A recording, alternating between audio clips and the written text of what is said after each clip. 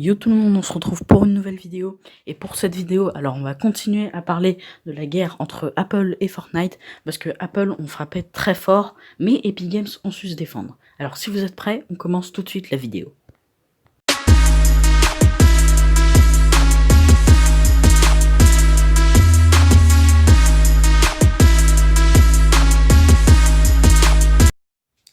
Alors déjà hier je vous ai pas fait de vidéo parce qu'il n'y avait pas beaucoup de news, même aujourd'hui il n'y a pas beaucoup de news, mais en tout cas il s'est passé quelque chose d'énorme entre Apple et Fortnite.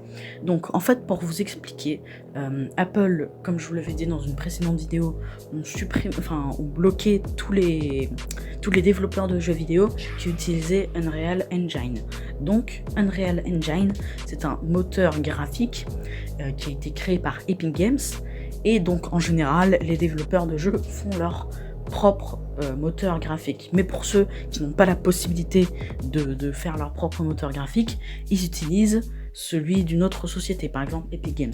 Bien sûr, ils les payent, hein, c'est légal ce qu'ils font. Donc si Apple bloque tous les développeurs qui utilisent Unreal Engine, bah, du coup ça va rapporter beaucoup moins d'argent à Epic Games.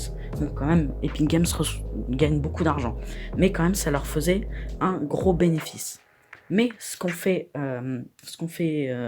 Epic Games, c'est qu'ils ont fait une injonction préliminaire. Alors c'est un mot vraiment très technique, je vais vous expliquer. Donc en gros ça veut dire que Apple pourront bloquer les développeurs qui utilisent l'Unreal Engine que quand le procès entre Apple et Fortnite sera terminé. Surtout qu'en plus le procès entre Apple et Fortnite il va durer très longtemps vu que c'est quand même une grosse affaire, donc ça risque de durer quelques années voire même une dizaine d'années. Donc de ce côté là Epic Games ils sont vraiment tranquilles, ils ont vraiment très bien joué parce qu'ils auraient pu perdre beaucoup d'argent. Ensuite, concernant les événements du chapitre 2. Alors, je sais pas si vous avez remarqué, mais à partir de la saison 2, chapitre 2, donc il y a un skin secret, enfin secret, non, on peut pas dire secret, mais en tout cas, il y a un skin bonus, voilà, c'est mieux, en partenariat avec Marvel et DC Comics. Donc, la saison 2, chapitre 2, c'était Marvel avec Deadpool, et la saison 3, en ce moment, c'est avec DC Comics, donc avec Aquaman. Et il y a beaucoup de joueurs qui commencent qui disent que l'histoire commence à se mêler un peu avec les partenariats.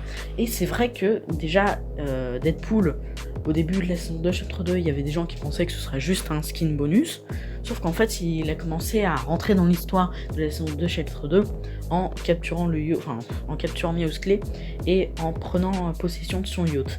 Et donc il y a des gens qui disent que les partenariats commencent à avoir de l'influence sur l'histoire de Fortnite. Et c'est vrai, surtout qu'en plus Fortnite a une histoire au monde ouf. Quand on la comprend bien, c'est vraiment une histoire géniale. Donc ce serait très dommage que l'histoire de Fortnite devienne une histoire avec des partenariats. Franchement, ça serait vraiment dommage. Donc j'espère que un membre d'Epic Games va voir cette vidéo, même si je pense qu'il y a 0,0001% de chance que ça arrive. Mais en tout cas, j'espère que Epic Games vont pas mêler. Et enfin, pour terminer, donc la ville d'Aquaman, que un peu tout le monde appelle Atlantis, mais en réalité elle s'appelle Corail Castle, donc château de corail pour ceux qui préfèrent. Et donc il y a le propriétaire d'un musée qui s'appelle exactement pareil, le Corail Castle, et qui est un peu pareil, vraiment l'architecture c'est vraiment la même chose, a porté plainte pour plagiat quoi. Enfin, il a porté plainte parce que Fortnite avait recopié son endroit et avait recopié le nom de son endroit. Alors franchement, moi à sa place je me dis, attends, mais il y a un lieu qui m'appartient, qui est dans un jeu vidéo, mais si y a ma chambre dans Fortnite, je deviens ouf, c'est trop génial. Donc je vois pas pourquoi il porte plainte. Bon, après, libre à lui de porter plainte, mais franchement je trouverais ça quand même cool d'avoir quelque chose qui t'appartient dans un jeu vidéo, quoi. Franchement, c'est cool. Bon, après, cette affaire a été classée, je sais plus quoi. En tout cas, c'est passé. C'est maintenant, plus personne n'en parle. Voilà. Et bien voilà les gars, c'est déjà la fin de cette vidéo. J'espère que celle-ci vous aura plu. Si c'est le cas, n'hésitez pas à mettre un pouce bleu et à vous abonner. Et moi, je vous dis ciao les gars.